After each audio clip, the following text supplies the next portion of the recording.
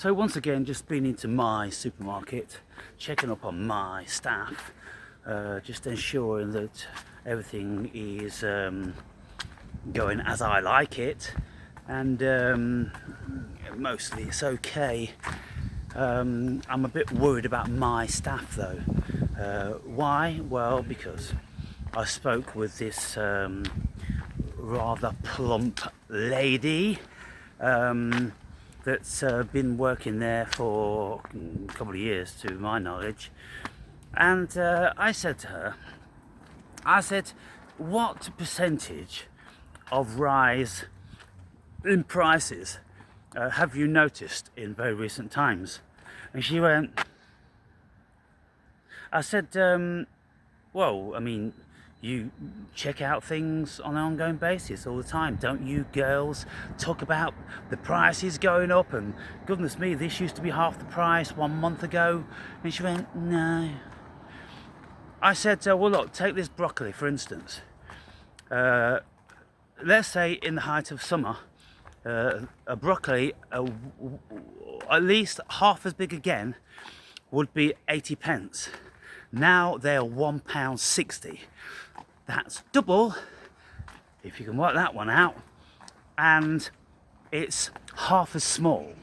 So not only has the price risen double, but the actual product has got smaller. And so therefore, the increase was probably something like 150%. 150%, people, in the space of like a couple of months. Now, I'm looking at all these foodstuffs and I'm going, wow.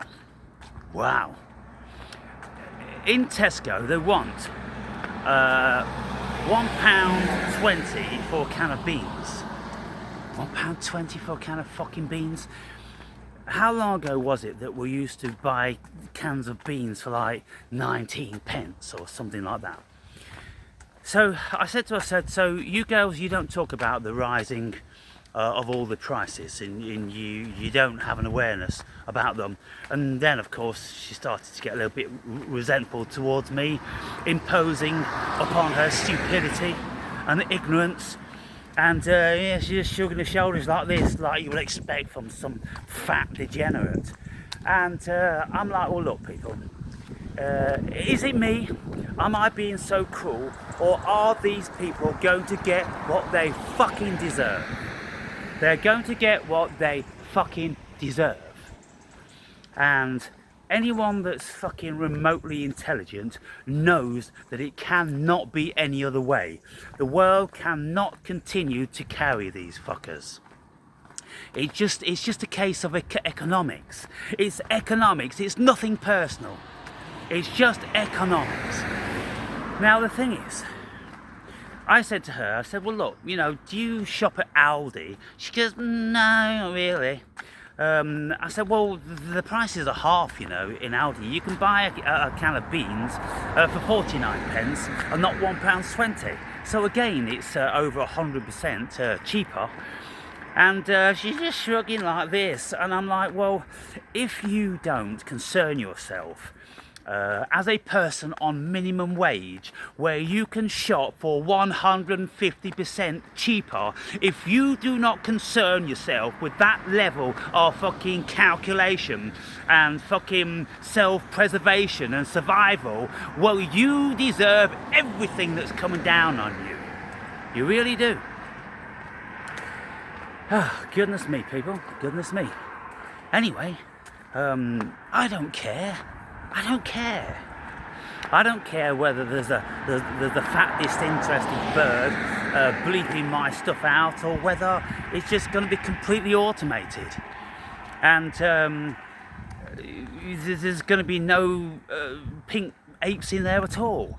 In actual fact, I'm looking forward to the day, because why? They're all disinterested, they're all dejected, they're all lifeless, there's nothing happening in their lives, they're all tired, they're all overweight, and they're all fucking clock watching. When's their next break? When's it time to leave? And then when they go fucking home and they eat their overpriced fucking foods because they've never had a moment's thought of their own themselves, which should just ask them, can I buy food cheaper anywhere else? Look at my shit pay packet, I'm on minimum wage. They're insulting me, getting me standing here for 8 hours a day. You know, it's so preposterous. It's like back in the day. Back in the day, during the Industrial Revolution, when there were these workhouses created. The workhouses, factories, were created to get the people out of the fields and into the factories to be more productive. And the workhouses used to pay its employees with the workhouse currency. And some of you will be aware that because I actually found one of these coins metal detecting, and it had a picture of a big fucking factory on it. It was a big fucking copper mix. It was copper. It wasn't even full copper because it was just so cheap. The company had produced it with the cheapest alloy it could at the time, and so it was a percentage copper and a percentage fucking zinc or something like that. And it had a picture of the factory on it, and then it says on the back of it, workhouse token. And so they would issue for wages these workhouse tokens, which you could only spend in the workhouse supermarket. And so, can you imagine paying your workforce your currency, which could only be paid back to you?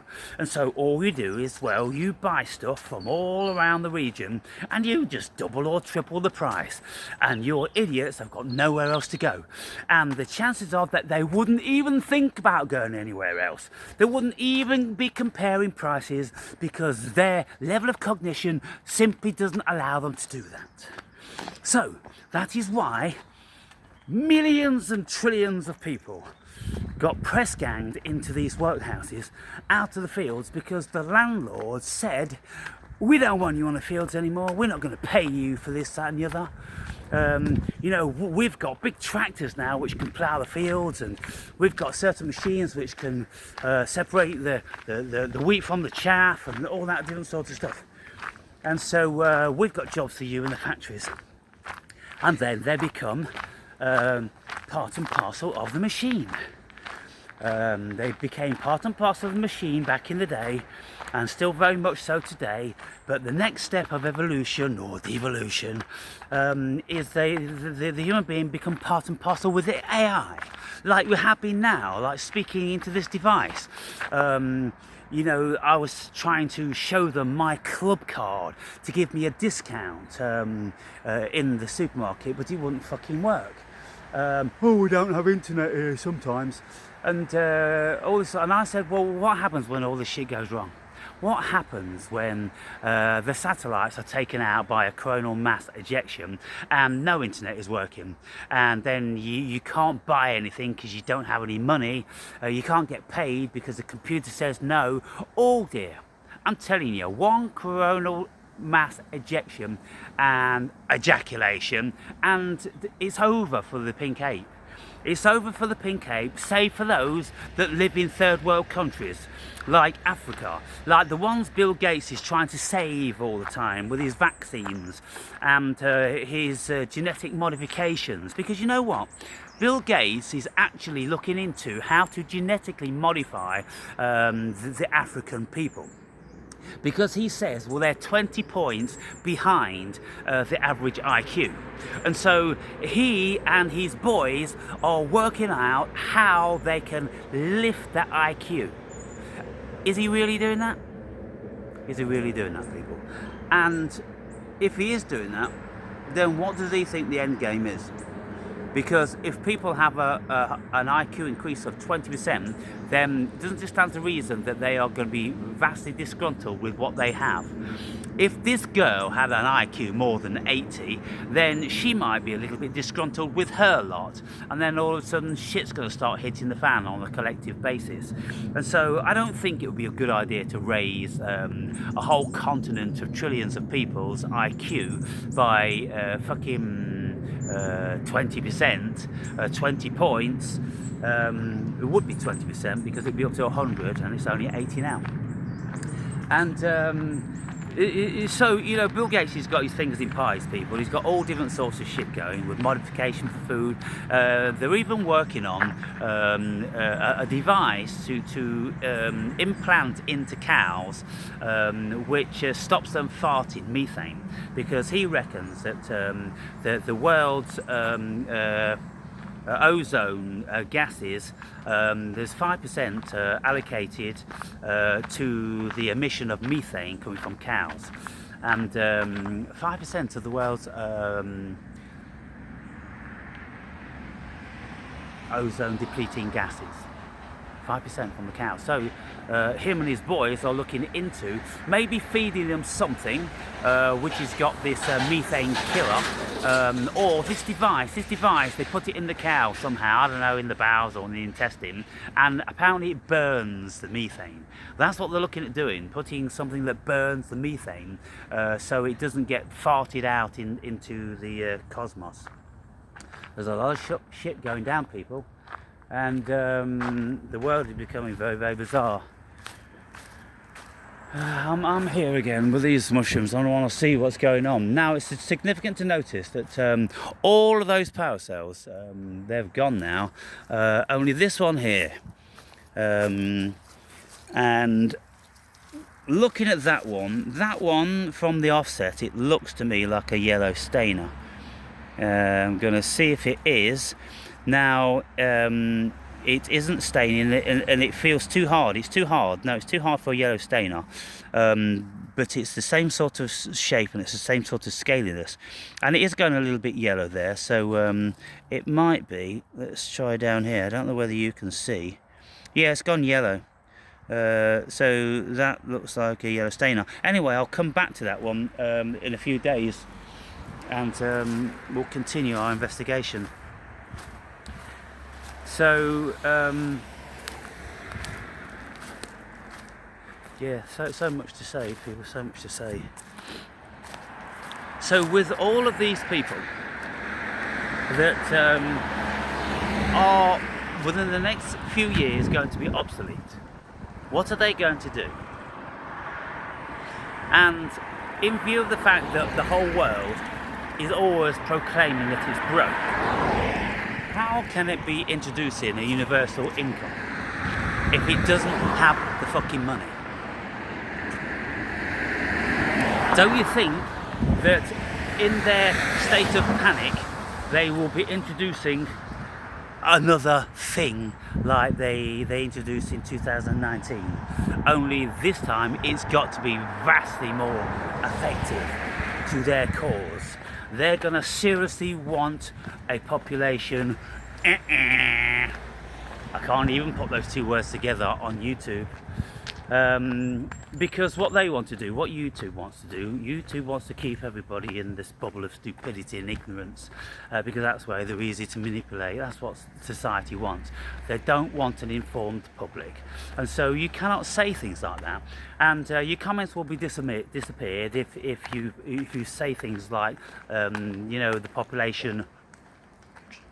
You can't say things like that, and you can't say anything about in the comments. You can say much more in the video than you can in the comments. In the comments, if you say things like dumbass, well, they'll just be deleted, and they just they want to keep a superficial fiction of a reality perpetuating, just to keep everyone in their blind and ignorant stupor.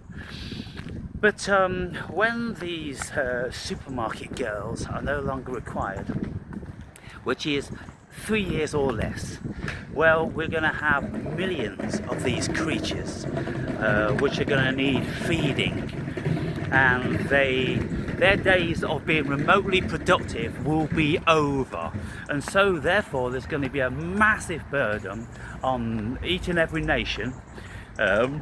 And then what's going to happen? Where do we go from here? You don't hear anyone speaking about that eventuality, do you? I mean, you've got, you know, the odd person with his you know, YouTube channel And they're going, yo, what are all these people going to do for jobs then? And people go, oh, I don't know. And that's it, that's where it ends. That's where it ends, people. But the reason why it ends there, because the answer is very, very sinister. The answer isn't humanitarian. The answer isn't that everybody's going to be living a life of leisure. There's so many wonderful things for you to do in your spare time, because your whole life's going to be spare time. How's that going to work? How's that going to work on a world when everything has been about quantity, when everything has been about numbers, when everything's been about zeros and ones, when everything's been about the extraction of your life force? How is that going to change over fucking night? It isn't going to change overnight, people. It's going to continue. And your energy, which once was considered a commodity, is going to be considered a deficit to every nation. Just like when the financial system crashes and the money in your pocket isn't worth anything. Well, your partner, you yourself, your friends, your mom, your dad, your siblings, your sons and daughters, they are going to be useless commodities. And they are going to be a great detriment to any nation. And the nations are going to be absolutely frantic to find a resolution. And so, what do you suppose that resolution is going to be? It's going to have to be a process of elimination. How is it that the whole structure of the world, which is premised on the so-called monetary system and the idealism of quantity reigning, well, if that is still the case, and it doesn't look like it's going to be changing any day soon, it doesn't look like there's been any moves towards modifying that, people. They've not been moving towards modifying that, because if they were going to be modifying it, then you would have thought they would have been building a long time ago massive leisure centres with all different sorts of things to keep the human being happy in their utopia. Swimming pools and water worlds and cinemas and movies and all different sorts, loads of things you can ever imagine for, living like someone in Plato's Republic, in an ideal world, in a utopia, where everything's fucking fan-dabby-dozy. Well, I haven't seen more leisure centres or these places being built. I haven't seen millions of football pitches and basketball fucking pitches, whatever you fucking call them. I haven't seen those being created. So when all of these fucking chicken packers have no chickens to pack anymore, what will they do? What will they do?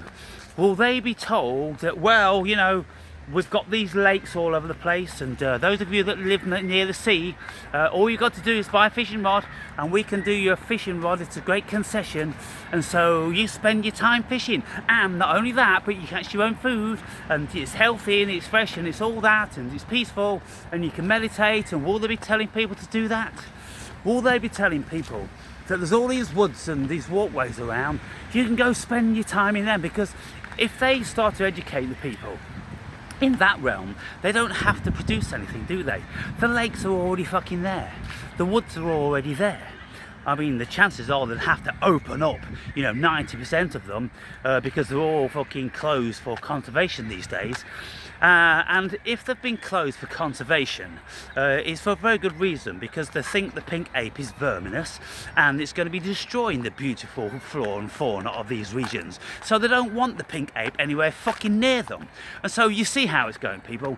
It isn't looking good in any shape or form for the human being. This next 20 years, I would speculate with a great deal of confidence that the reduction would be in the realms of 75%. 75%. And it's going to come about by imposed starvation, because the powers that be will stop the production lines and stop the the system of delivery and dispersion and all that sort of stuff, because that's the most simplest way to do it, just to cut off the fucking supply system. And you know, there's lots of people speaking about this. In actual fact, this is what Elon Musk is supposed to have said for September. He predicted that September something major in the world is going to happen, which is going to change the world forever. And you'll notice it when it's starting to come in, because the supply systems will break down. Now, these videos were AI generated of Elon's face and Elon's voice, only they weren't Elon, and I didn't believe him for a fucking second. And I asked you, the viewer, I said, have you guys seen any of these videos? Have you actually heard Elon standing on a stage in his human form saying these things? Because I haven't. I've heard him say things like, you know, AI is a demon, it's going to kill us all. But I've not heard him making predictions for September. Anyway, September has passed and nothing's happened. Nothing that we're aware of anyway. Don't know whether the fucking aliens have landed and they're already in the White House.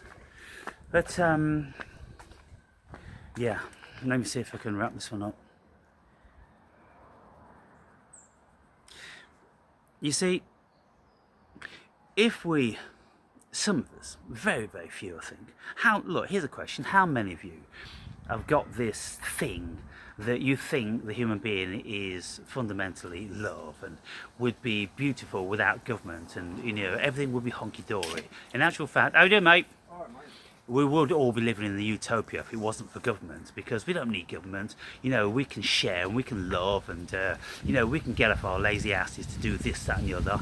Yeah, good luck with that one. But nobody else believes that. I mean, government doesn't believe it, and anyone intelligent doesn't believe that. Only the fantasists believe that it's all love, and you know, the human being is all loving. No, they're a monster, and they need suppressing, and they need crushing under the yoke of burden. Now, if anyone is going to feel love and a level of protection, then who's that going to be? Parents, of course, with their children. But then that's the only realm where you've got human beings feeling this love, and then what they do is they project the fantasy of this love onto the whole world, because they don't want to think about a world being so terrible and how the world isn't going to love their children. In actual fact, it's not going to be thinking that their children are worth any fucking thing. In actual fact, quite the contrary, it's going to be press ganging your children into dumbass, stupid fucking slave labour for the rest of their lives. And so, you know, this is one of the things that, you know, my daughter had to contend with, because she was loved by her parents, and she was the only child, and so she was the apple of our eye.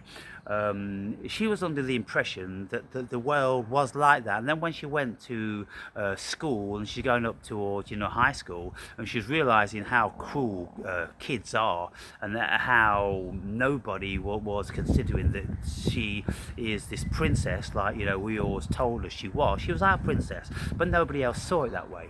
And so it was a big shock to her system.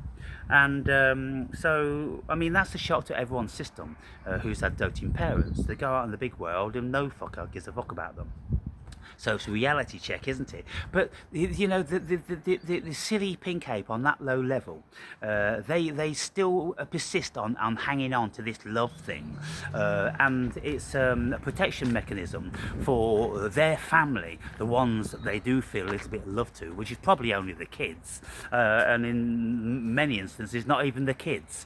But if they do love, you know, one or two of their kids a little bit, then you know, they then think that is a reality in their delusion, you see, because the human being like to tell themselves stories. They like to live in a delusion, but the reality is nobody sees it like they do. The government don't see your kids as princes and princesses. They see them as commodities, and they're going to use them exactly as that for the vast majority of their lives, and they're going to treat them like shit.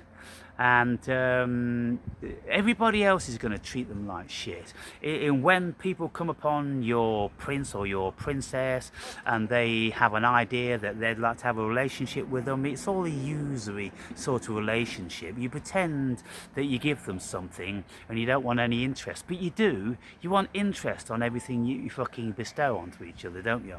You know, if I love you, are you going to love me even more than I love you? Because, well, there's no point in just you loving me like I love you. You know, I need to benefit from the relationship at least.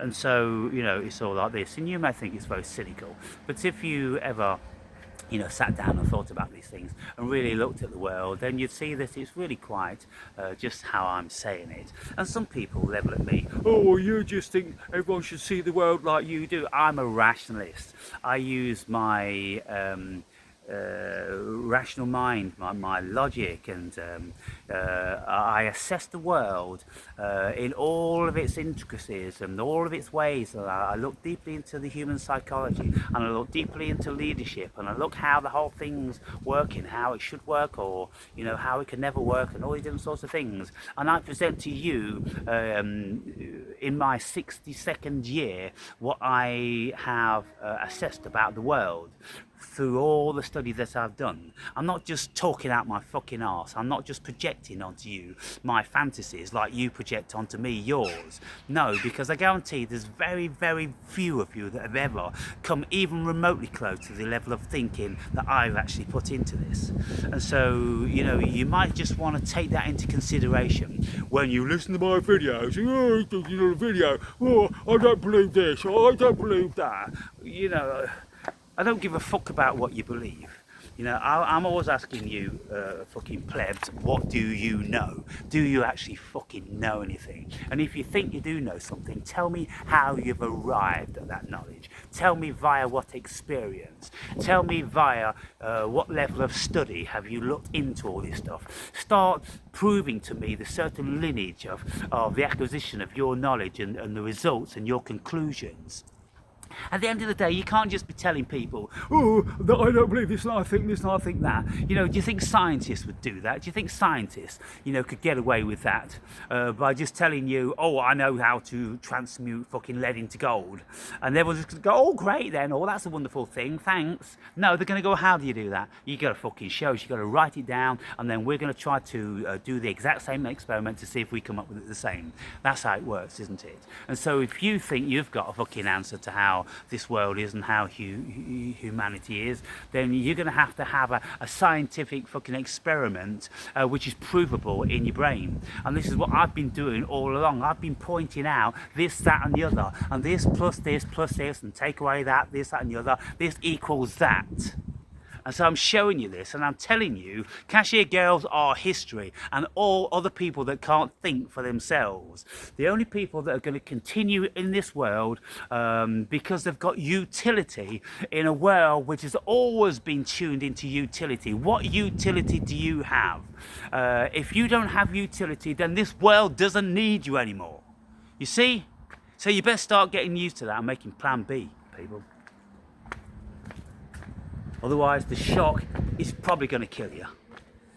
And that might be a good thing. Because you ain't going to like the future. So, nobody on the planet looks at you or your children for anything else other than a utility. What can I get from this being? What can I extract from this being? That's how it is.